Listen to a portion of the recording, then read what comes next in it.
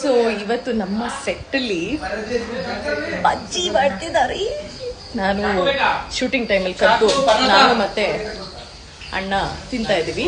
ಅದು ಹೇಗೆ ಮಾಡ್ತಿದ್ದಾರೆ ತೋರಿಸ್ತೀವಿ. ಓಕೆ, ಬಿಸಿ ಬಿಸಿ ಬಜ್ಜಿ. ಇಲ್ಲಿ ಒಬ್ಬಟ್ಟು ರೆಡಿ ಆಗ್ತಾ ಇದೆ ಸೂಪರ್ ಆಗಿ. ಆ್ಯಂಡ್ ನೋಡಿ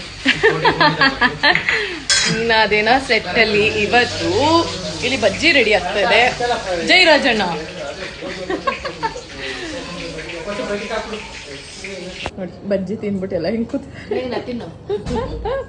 ಇದು ನನಗೆ ಎರಡನೇದು. ಪಪ್ಪ ಅವರು ಇವತ್ತು ಉಪವಾಸ. ಅಜ್ಜಿ ಬಜ್ಜಿ ತಿಂತಾ ಇದ್ದೀನಿ. ಚೆನ್ನಾಗಿದ್ಯಾ? ಸೂಪರ್. ಇನ್ನೊಂದು ಬೇಕಾ?